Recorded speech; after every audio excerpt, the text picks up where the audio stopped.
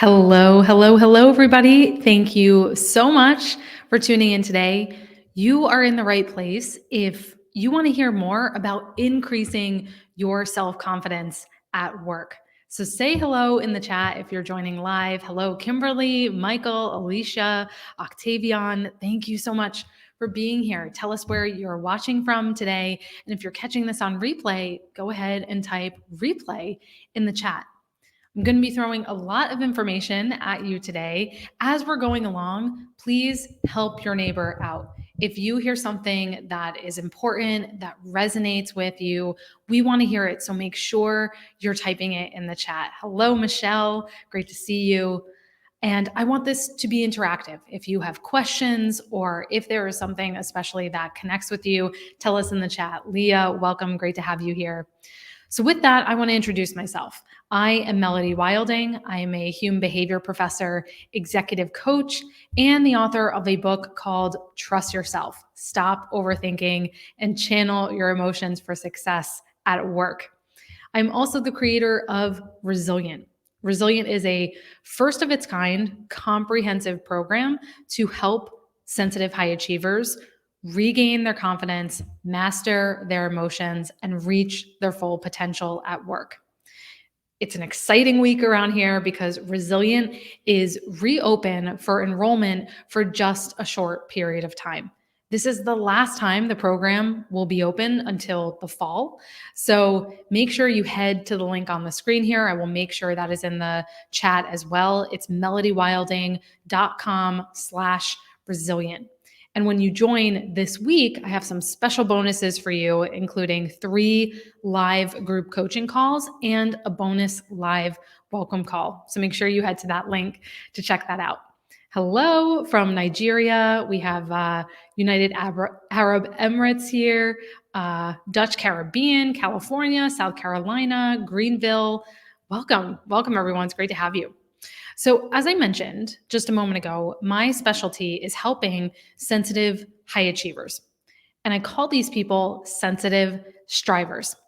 These are professionals, maybe like yourself, who think and feel everything more deeply than the other people around them, who are more attuned to their own emotions as well as the emotions of other people. So this perceptiveness, observation, that quality is a tremendous gift. But if it's not managed correctly, or if you don't have the right tools to do so, it can also lead to self-doubt, overthinking, imposter syndrome, overwhelm. If that resonates with you, if you think you are a sensitive striver, go ahead and type yes in the chat here. I do want to give you some specific signs that you may be a sensitive striver. I'm going to read off 7 of these. So you experience emotions to a deep level of complexity. You have a strong desire to exceed expectations in every single area of your life. You need time to deliberate and really think through decisions before you act. You pause before acting. You have a strong inner critic. Maybe it feels like that voice of imposter syndrome just never takes a day off for you. You have a keen ability to sense or anticipate what other people are feeling. You often put other people's needs ahead of your own, and maybe you say yes too much. And last is you are always aiming to try to get things right, and you judge yourself harshly if you make mistakes. So out of those 7, how many do you relate to? I see a lot of yeses, a lot of yes, true for me in the chat. Amazing. So you're in exactly the right place today. So as you could probably tell from some of those signs I just shared, a very common struggle for sensitive strivers is insecurity, second guessing themselves in the workplace, which is exactly what I wanted to talk to you about today, how to gain more confidence in yourself at work. Clients come to me, they join Resilient all of the time because they want to get a promotion, a raise. They want to perform better in their jobs, grow their businesses, or they simply want more inner peace. They want to be proud of the work they do and who they are. All of them are essentially looking for the same exact thing, and that is self-confidence. Confidence is something that nearly everyone strives for at work with good reason, right? But typically, the number one thing that stands in our way of having greater success is ourselves. We stand in our own way. We tend to be our biggest stumbling block. Nevertheless, that sense of confidence can feel very hard to achieve and hold on to. And a major part of that is because of the misconceptions we hold about confidence, what it is, how we get it, how we hold on to it. So today, I want to dive into 5 confidence building myths that are reinforcing your stress and insecurity. And I want to give you some new mindsets and steps to embrace to grow your confidence at work. So, our first myth is that you have to feel confident to take action. That's our first myth. You have to feel confident to take action. How many of you have ever said that to yourself? That, well, I have to feel confident before I give that presentation, or I need to feel better about myself before I go for that promotion, right? The truth here is that you have to take action in order to feel confident. You have to take action in order to feel confident. So many high achievers operate under the assumption that you have to feel confident before you do something. The problem with that is that if you just wait around to feel confident, you will never feel 100% ready. You will never take the necessary steps and risks that you need to take to be successful because you'll just be waiting. So, waiting until you feel 100% ready may feel like the logical option, but it's actually a losing bet. So, instead, we have to reverse the equation. In other words, we have to take action in order to feel confident. Taking courageous, brave action is what cultivates in us a sense of competence. A sense of competence means you have proof that you are resilient, you have knowledge, skills, abilities, and strengths to offer. So I want someone to go ahead and type this in the chat that confidence is an outcome, it's not a prerequisite. Confidence is an outcome, not a prerequisite. Someone go ahead and type that in the chat. So confidence is a byproduct of taking action. It's an outcome, not a prerequisite. Okay, I see that was resonating with a lot of you. Excellent. Okay, that brings us to myth number 2. And that is confidence is achieved through epic success. Truth, confidence is achieved through small wins. So that's our second truth. Confidence is achieved through small wins.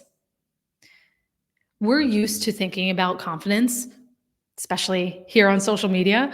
We think about it as these big, flashy displays of success. We see someone winning an award, landing a client, or even being on a cover of a magazine, for example. The problem with this approach is that it can result in this perfectionistic addiction to achievement, right? We keep thinking we have to do more, try to reach higher aims, right? We feel like we're on this treadmill. Many sensitive strivers fall into the habit of moving the goalpost. So I want you to think about a football field.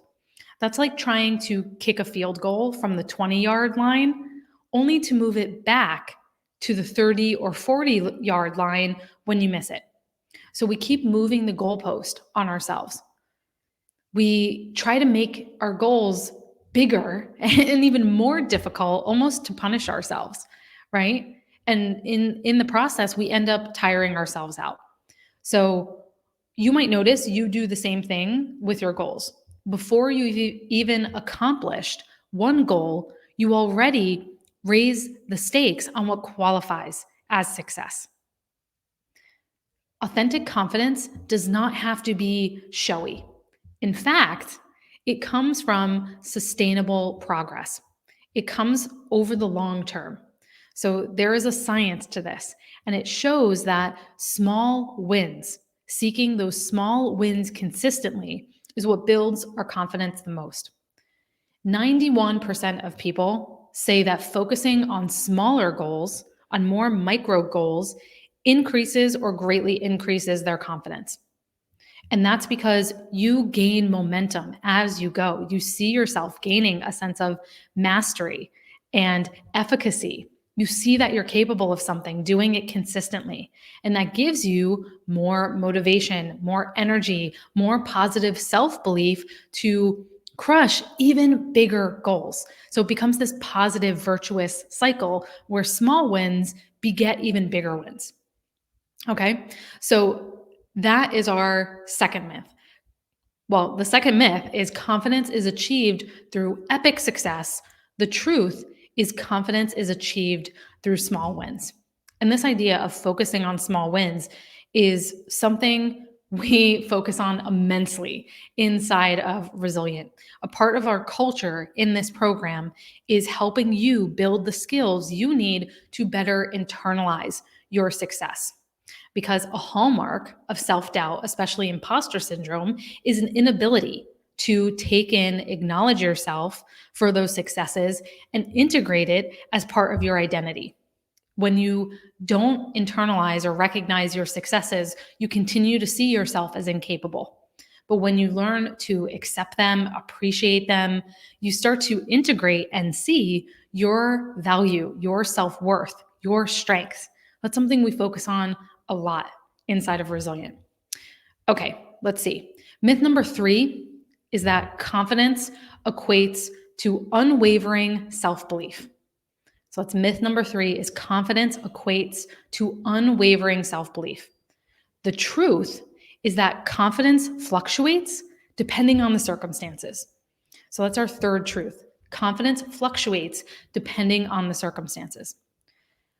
Do not hold yourself to the impossible perfectionistic standard of being 100% confident all of the time. No one feels that way. If they say they do, if they say they feel confident 100% of the time, there's a good chance they are lying to you. It is normal for your confidence to waver. You should expect it to. That's absolutely normal. If you are a top performer who is continuing to challenge yourself, push yourself, then it's completely natural that you're going to have highs and lows.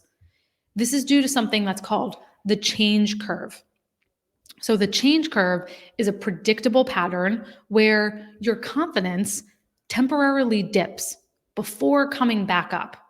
So within this dip period that inevitably comes when you're going through any change or going after any goal, you may doubt yourself more. You may feel skeptical, irritable, right? So what most people do is they quit in the depths of that change curve. They quit when they're down here because they make those emotions mean that they're not capable. But seeing through those hard times, realizing that this is par for the course, this is part of the process, is what gives way to strength, to new opportunity, to growth. So, for example, I want you to think about a time when you started a new job or a new project. So, even though you were probably very excited for that, you probably also had some reservations or concerns about whether or not you could actually be successful in the role or live up to the expectations that other people had of you, or maybe that you had of yourself. So maybe you felt overwhelmed for the first couple of weeks, or maybe even the first couple of months. It's not uncommon to still feel 6 months into a job that you're just getting your footing still. The fact that you didn't feel confident at first doesn't mean you were the wrong person for the job. It doesn't mean you had imposter syndrome, right? It simply means that you needed to give yourself time to adjust to the new role and the challenges ahead of you. And I'm willing to bet that 6 months, a year into that new role or project, you started to settle in, feel more comfortable, and hit your stride. So that example goes to show that confidence fluctuates. It changes depending on your life circumstances, your energy levels, your work environment, the people that you surround yourself with. All of that, I hope, is a call to action to all of you to be much more intentional about the situations you place yourself in, the boundaries you have, your self-care, your career path, and your relationships. All right, perfect. Myth number 4 is that confidence involves being loud, pushy, and aggressive. So that's myth number 4. Confidence involves being pushy, loud, or aggressive. The truth is that confidence requires assertiveness, but is often understated. We have been conditioned to equate confidence with bravado and being outgoing. When we see confident people portrayed in the media, even in stock footage that we see on articles, you see a confident person and they have their hands on their hips like this. They're often portrayed to us as gregarious. They're fast talkers. They hold their head high. They can instantly command a room. That's one version of confidence. That's the most dominant one we tend to see, but it's not the whole story. You can have quiet confidence. And quiet confidence tends to look like a willingness to speak up for what's right, even when there's a risk that other people may not like it. Quiet confidence is being humble enough to learn from your mistakes and not make mistakes mean that you're inferior. Accepting mistakes without chastising yourself or self sabotaging. Advocating for your needs and setting boundaries. Giving yourself praise and validation instead of constantly trying to seek that acceptance from everyone around you. So I want you all to bring to mind someone you know who projects quiet confidence. Just bring to mind who that person might be that projects quiet confidence. What do you admire the most about them? What stands out to you most about the people in your life who project quiet confidence? Go ahead and just type a few words in the chat. Perfect. Our final myth: confidence is motivated by self-criticism. The truth is that confidence is motivated by self-compassion. So this is one we talk about a lot in Resilient as well. It comes up all of the time because a major breakthrough that many of the sensitive strivers have when they come into the program is that they have spent decades trying to motivate themselves to work harder, to be better by judging themselves, right? They say, I need to be doing better. I should be further along by now. If you hold yourself to exacting standards, your negative self-talk may be very harsh. So for example, personally, this is something I have really had to work on all throughout my upbringing, academic years. I can remember getting so angry at myself for only getting an A or a B when I should have gotten an A plus. I shouldn't have gotten anything wrong. And we still feel that way. I can't tell you how many times clients come to me and say, I feel like I'm failing in my career because I'm getting an F. I'm getting an F at work and I should be getting an A plus.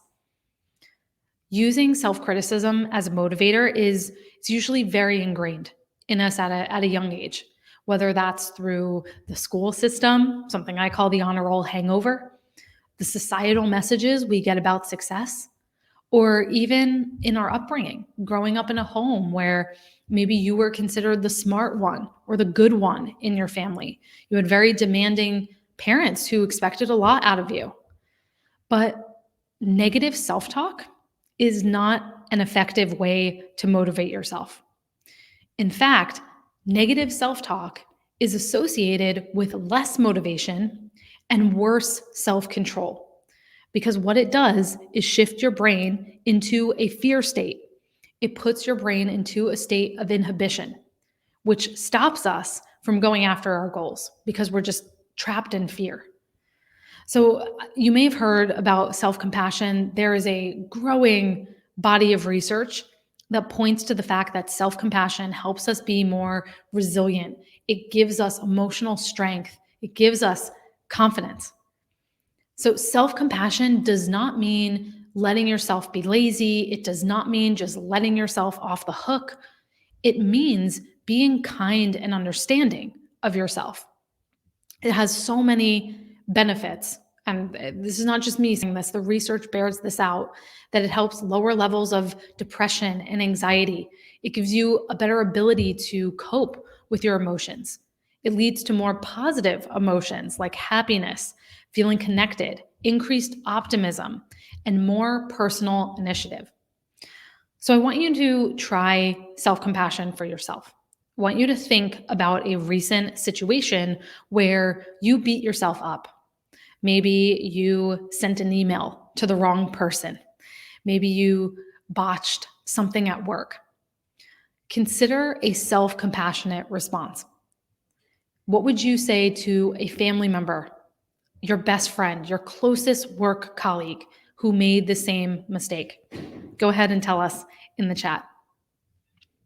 Okay, so there you have it. Those are our 5 confidence myths and truths. I'm going to go through those one more time. So number 1, myth, you have to feel confident to take action. Our truth is you have to take action to feel confident. Number 2, confidence is achieved through epic success. Truth, confidence is achieved through small, consistent wins. 3, confidence equates to unwavering self-belief.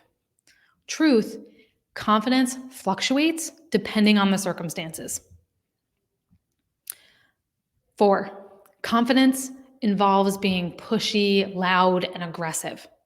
Truth, confidence does require assertiveness, but it's often understated.